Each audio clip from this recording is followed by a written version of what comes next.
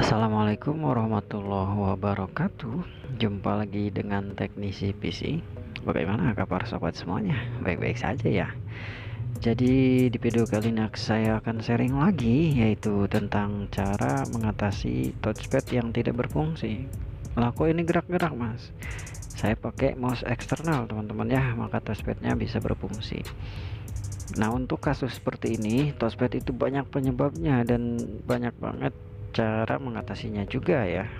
Untuk laptop yang satu ini, touchpadnya itu tidak berfungsi dikarenakan masalah driver saja, bukan masalah mesin ya.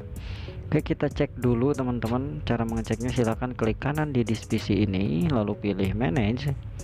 Ketika kita klik manage, kita pilih device manager ya. Ketika muncul tampilan ini, kita pilih device manager.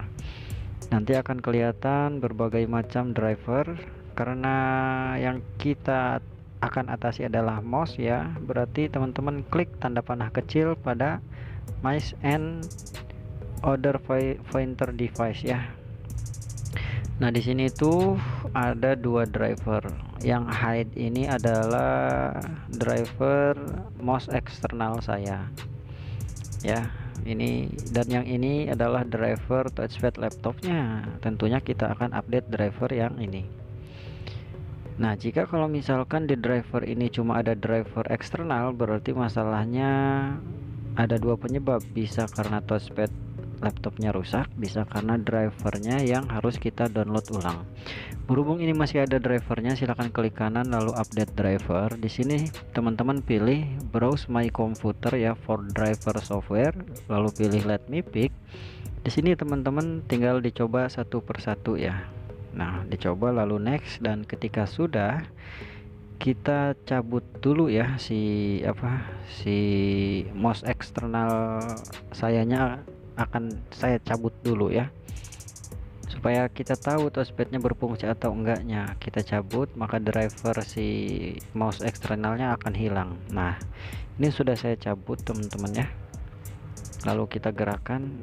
Belum bisa ini ya, masih macet ini teman-teman. Udah bisa nih teman-teman. Udah bisa ya, ini tanpa mouse eksternal, artinya memakai touchpad laptopnya. Begitu ya teman-teman ya. Karena ini masalahnya sepele, masalah driver yang kurang update saja, maka kita hanya perlu mengupdate-nya saja, jadi touchpadnya berfungsi kembali. Namun kalau misalkan touchpadnya drivernya tidak ada, itu bisa karena emang touchpadnya yang rusak atau harus download driver ke website resmi. Oke lah teman-teman ya, cukup sekian. Wassalamualaikum warahmatullahi wabarakatuh.